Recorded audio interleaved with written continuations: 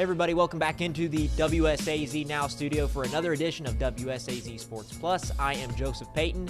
I'm joined today by WSAZ Sports Director Keith Morehouse because we're going to be talking not only about the Marshall Thundering Herd, but we're going to be talking about all of our local college teams. We didn't do a preview episode, but now we have some data points and some results to talk about, Keith.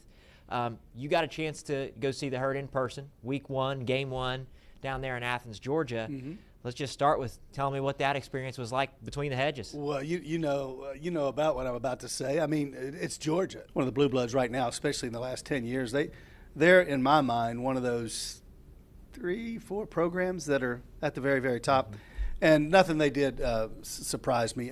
Kirby Smart's got it going. Marshall did some good things, but when you're playing a team like that, you can't afford penalties, you can't afford drop passes, and they had a few of those. They nullified an early first down because they were lined up incorrectly. I mean, all the stuff that coaches hate, but it gets magnified when you're playing a team like Georgia. Coach Gibson talked to the media today, though, and basically told us when they got back, they looked at film on Sunday and put that in the trash, and he said they had their best practice of fall camp. And I thought we had our best practice since I've been here today. So the kids are flying around excited that we get to open up at home this week, and it's a new week. So I think that's a good sign because it means that their players are upset, fired up, and ready to prove that that necessarily wasn't, it wasn't like they thought it would be, but it's Georgia. Now they're number 4 this week in the AP poll. So now what they do is concentrate on Mizzou State. And did see some positive things, though, Joseph, from the Herd. I saw Zion Turner came in, even though playing against the twos, but twos against for Georgia are as good as a lot of ones anywhere else. Those are 4 and 5 stars at that place. Yeah, and so he threw 2 great back shoulder passes, one to Antonio Harmon, one to Xavier Turner Bradshaw, got him down to the 2, and Joshawn Barbie goes in. So no quit in that aspect.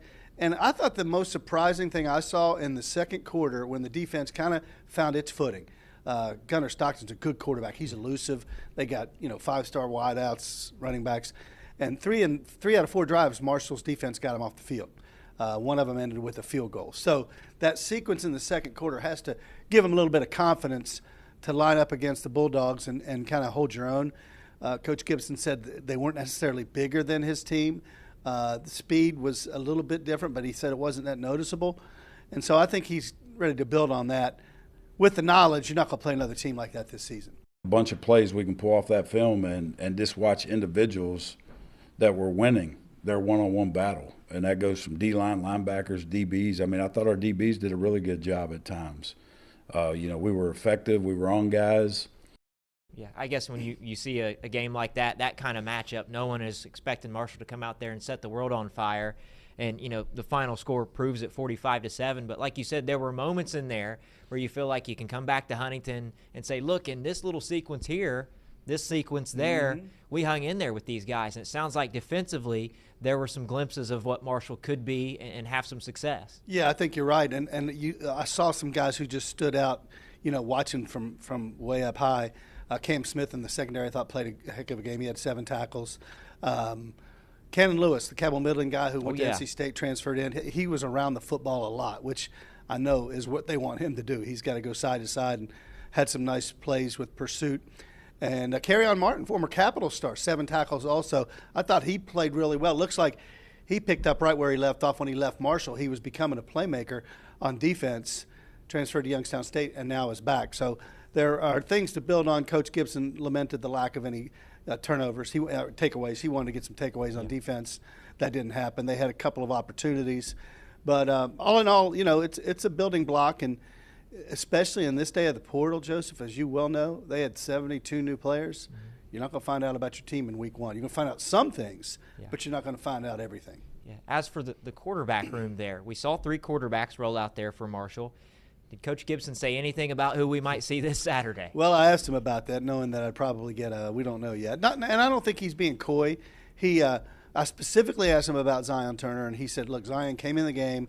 He goes, it doesn't matter who he was playing against. He did what we asked him to do.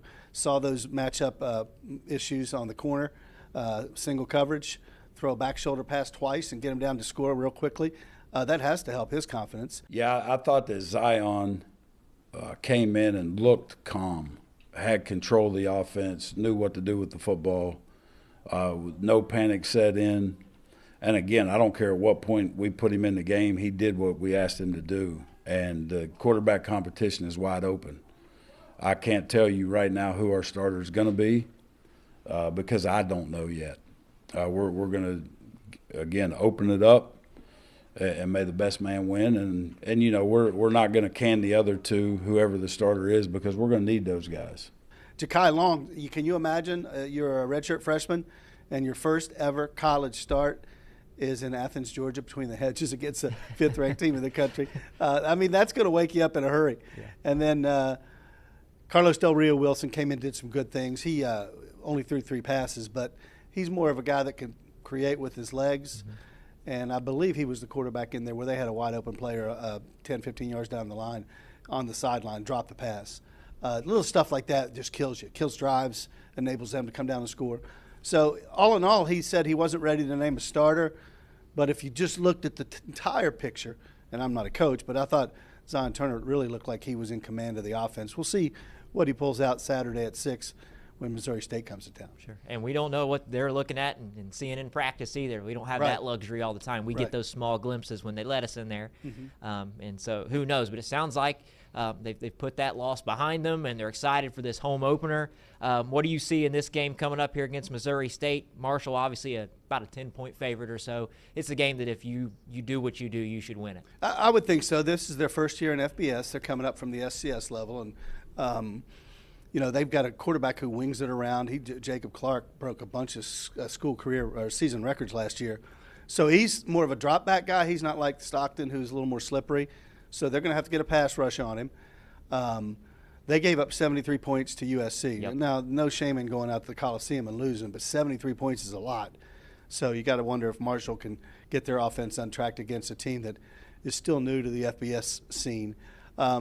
10 points, I was a little surprised. I thought Marshall might be favored a little bit more, but I think Missouri State's going to come in wanting to win. They haven't beaten an FBS team since 1990, and so they want to prove that they can compete in Conference USA.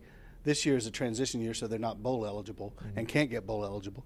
But I think they've got a lot to play for. They go from the Coliseum, you know, what a venue that is, and they come to Huntington where the fans are going to be ready to cheer on their home team for a win in the home opener. So it'll be a tough task, but it's coaches always say this. It sounds cliche. I heard Nick Saban say it today, so we're not making it up. Teams usually progress most after in between the first and second week. Yeah. Of course, we'll have a crew there. You're on the call, aren't you? Are you allowed to talk about that? You get to be in the booth, huh? Well, I will be, yeah, and excited about that. It's a great view from up there. I think back on the games that I've been fortunate enough to call up there. Man, there have been some great ones. So it's always fun. You know, it's supposed to be a beautiful day. You know, a brand new team brings its brand new coach in, and I think everybody wants to kind of get a look and see. And I think it's going to be a fun atmosphere. So, yeah, I'm looking forward to it. Yeah. All right, you ready to move on? You want to talk about the Mountaineers a little bit? Yeah, you were. As I was in Athens, they had started their game an hour beforehand, and I kept looking at the score and was following it, seeing that they were up 10-3 at halftime, and so everybody's going, uh-oh, what's going on? Yeah, it was a little tight in there in the first half. Yeah, it was, and some of that was of their own undoing, right? I mean, they had 3 turnovers. They fumbled into the end zone. Robert Morris pounced on it. Then they righted the ship in the second half, and Nico Marchiol had a great deep ball, I think, to Cam Vaughn, which he did. I looked at that replay. You saw him over. I mean, he just basically looked at it. Basket catch. Beautiful grab and a well-thrown ball. So I think Coach Rodriguez was much happier with the second half effort than the first. And, again, it's game one. They've got almost maybe as many new players as Marshall. They've got 70, I think, on their roster. Yeah. So everybody's kind of finding out a little bit about themselves. And if you're a coach, you're happy about the way they came out in the second half and slammed the door. Yeah. And I would say if you're a WVU fan as well, you're probably not happy about the way the offense looked there in that first half. But defensively, when the offense puts you in a bad spot with 3 turnovers, and, you know, I think I can remember one of them for sure was in WVU territory. Mm-hmm. I mean, the defense held their own after being dealt some bad hands out there, and so they were pretty stout all day long. You mentioned the quarterback, Nico Marchiol, 224 yards through the air, only 3 incompletions. How had a rushing touchdown as well, along with that big bomb he threw to Cam Vaughn. Cam Vaughn had 7 catches, 126 yards and a touchdown, that one we just mentioned. So certainly some bright spots, but on offense, most of those bright spots did happen in the second half. Even Jaheim White running all over the place with 2 touchdowns.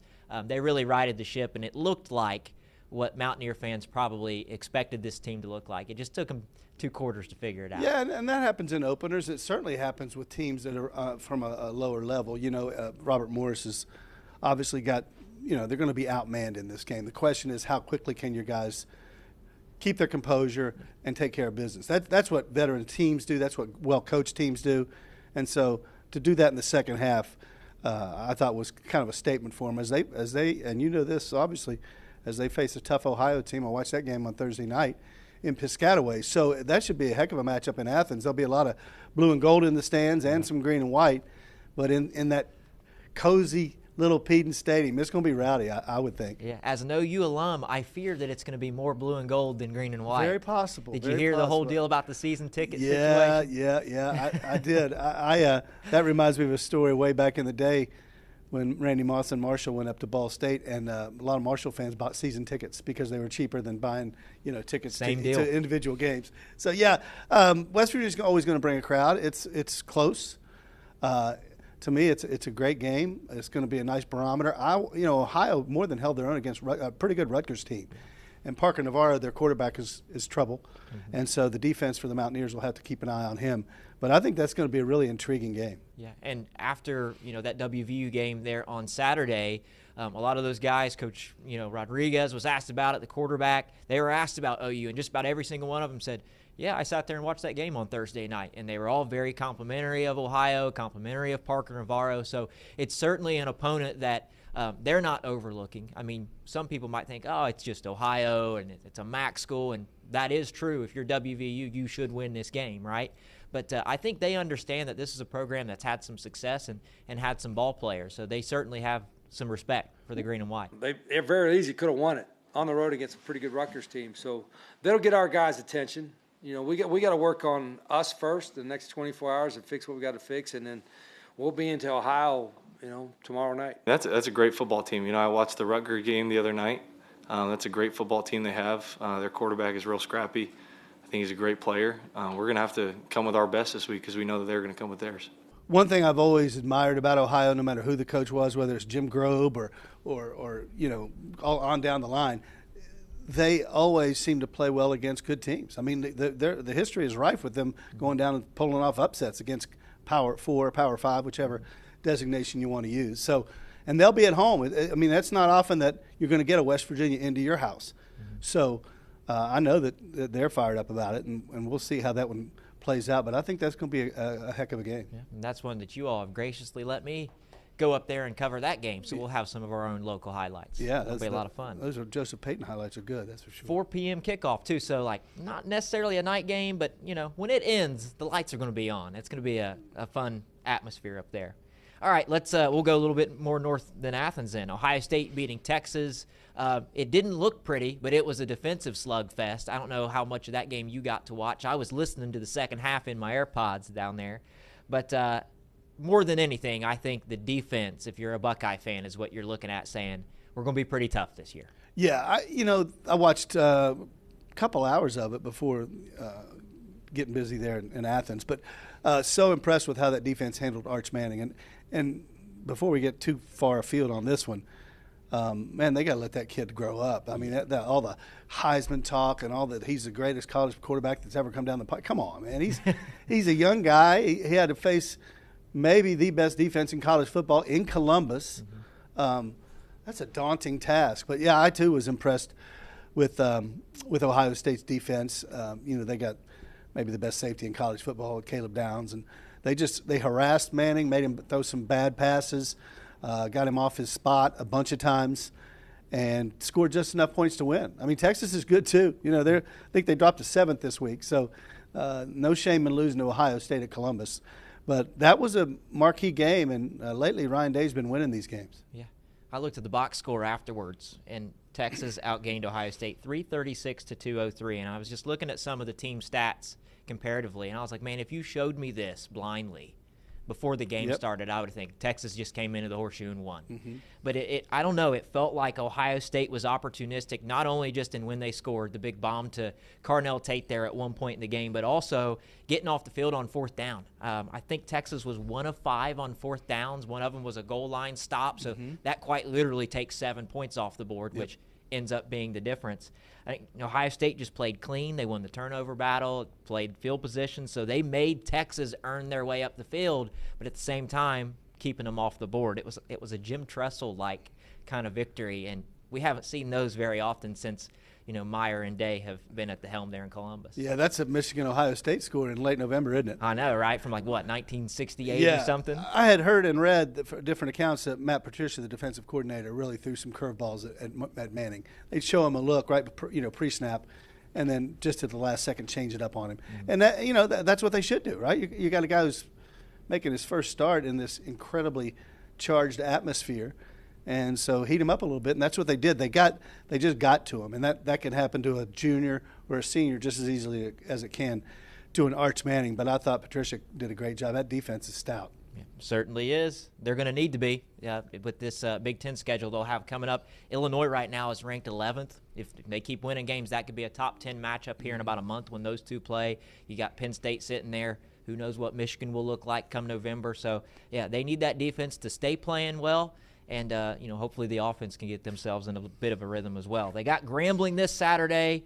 Ohio State has not lost to an FCS school since 1940, Keith. It was Cornell. The Big Red. The Big Red put it on the Buckeyes that day. I don't know what the score was. Pre-World War II. I don't know, but, the Big Red came in with something, didn't they?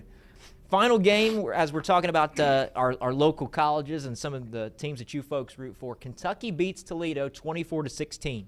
Keith, this was a game that, as I was listening to some of my college football podcasts that I keep on a rotation, they had the Wildcats on upset alert, and Toledo gave themselves a shot. But, a win's a win. I'm sure people in Lexington wish it would have been a little more comfortable than just 8 points, but you escape that one, and you don't get beat by a MAC school. You're right. It was 10-2 at halftime, and the fans were buzzing in their seats. Yeah. A little upset. I mean, here's the thing for Kentucky, for Mark Stoops, that's a tough opener. I mean, here again, we're talking about the MAC. We're talking about Ohio. We're talking about Toledo. Toledo's not scared to go places and take on big teams, and they've got the talent to win, and they had the talent to win on Saturday. Mm-hmm. But for Coach Stoops, he's got to be happy to finish it up, pull it off, and because they got bigger fish to fry this week against Ole Miss, number 20 in the country. There have been some fans thinking, is Zach Calzada the guy? He was 10 of 23. Had an interception. That's a tough opener for him. Transfer from Incarnate Word, and before that he was at Texas A&M. Mm-hmm. So, you know how fans are, right? Yeah. What have you done for me lately? Yeah, you only scored this against Toledo. What about a new quarterback? It must drive coaches crazy. I know it does. But, the fans want this team to be better than they were last year. Kentucky's shown itself to be a really good program over the last 10 years. But, it's a win, W. Yeah. Mark it down and move on to Ole Miss, the Rebels. Yeah. And Lane Kiffin's team's a 10.5-point favorite over the Wildcats. But like you said, if that quarterback comes out and lights the world on fire in that first possession, I think Big Blue Nation will be like, all right, we're rocking with him now, aren't we? So we'll see what happens. Any parting thoughts as we, move into another week, really the second week of college football? Some might say the third, but I don't count week 0. Right. It's a 0 for a reason, right? Yeah. Anything else that caught your attention around college football? I mean, of course, Florida State beating Alabama was unexpected, but anything else that caught your attention, man? Just a lot. I was able to watch a lot, especially driving back from Athens on Saturday night. But, watched North Carolina and TCU. I was kind of shocked at how TCU just manhandled them on a night that everybody anointed Bill Belichick the national championship. And Bill Belichick has earned his respect, obviously. The thing I noticed the most, and we do this in our business too, maybe at the national level it's a little more pronounced, but all the hype for Archie Manning as Heisman. I mean, come on, man. Really? The guy hasn't even played yet. Yeah. So I think and I think it's all part and parcel of the transfer portal. Everybody wants something right now. Mm-hmm. And I looked at, West Virginia's roster, Marshall's roster. Every single coach really doesn't know who his team is yet and won't know for a while. And that's where the portal era, to me, is I don't say it's ruining the game. I mean, good players are going to go somewhere. I just don't know that you indiscriminately should be able to just go here and here and here.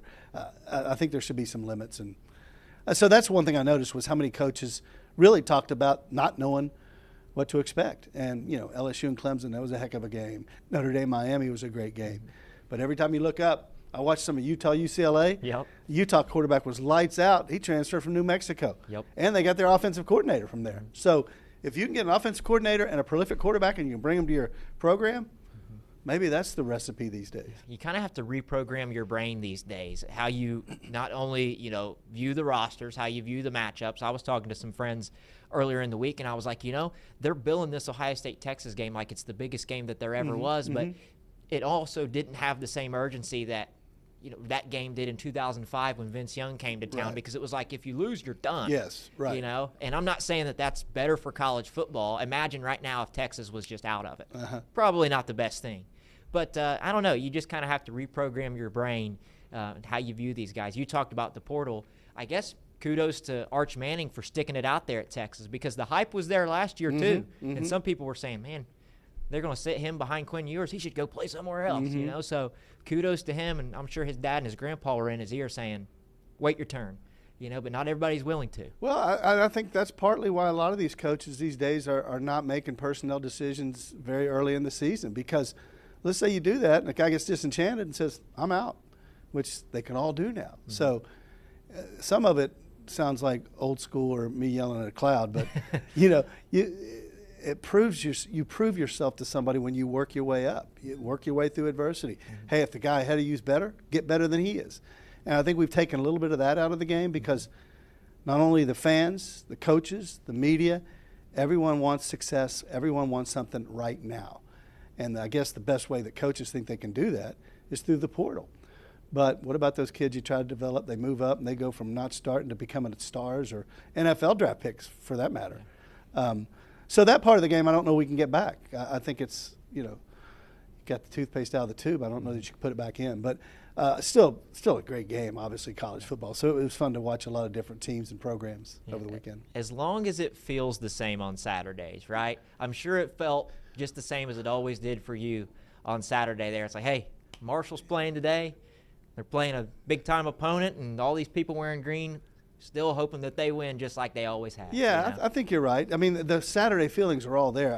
Who I do feel sorry for a little bit are the fans, because they put a lot of, they put a lot of their own money and time and effort to go follow these schools, and then you're looking at a guy that might not be there next year. So there's always that kind of tilted street of loyalty.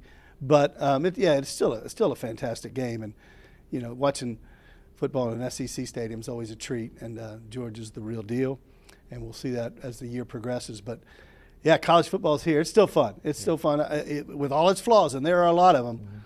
It's still a great game. Yeah, who knows where it's moving, because it's certainly changed over the last 5-10 years. But Keith, appreciate you hopping on here talking college football with us today. I'm sure we'll see you next week. People probably see you at the Joan on Saturday as you're calling the game, and good luck. Enjoy yourself, man. Thanks for always for having me up here in the WSAZ Now studio, the Joseph Payton studio. What a beautiful venue we have. You have done a nice job here. Yeah. with your decorating. All right, thank you, sir. See you, appreciate it. All right, that was Keith Morehouse joining us here in the WSAZ Now studio, giving us his takes on the world of college football, and especially the Marshall Thundering Herd. He certainly had his finger on the pulse of Herd athletics for decades and decades now. Wanted to tell you, we're going to start doing these college football episodes of WSAZ Sports Plus and streaming them every Wednesday at 6:30. So if you hopped on here and you came from the high school show that we've been doing each Tuesday at 6:30, college football stuff will happen on Wednesdays at 6:30, and it's all going to be found in the same place, WSAZ.com. The WSAZ app is where you can stream us and find full episodes. We'll also have these whole episodes posted over on our YouTube channel as well. Remember to subscribe on podcasts, Apple Podcasts, and Spotify. Follow us on social media at WSAZ Sports Plus. We're in the full swing of things. We've got college football and high school football now. So buckle up. We're going to be doing this for quite some time now, at least through November. I'm hoping we get even further than that. We have teams playing ball into December and in the college football ranks, hopefully even into January, depending on who you root for these days. But that'll do it for this episode of WSAZ Sports Plus. We'll see you same time, same place, next Wednesday at 6:30 p.m.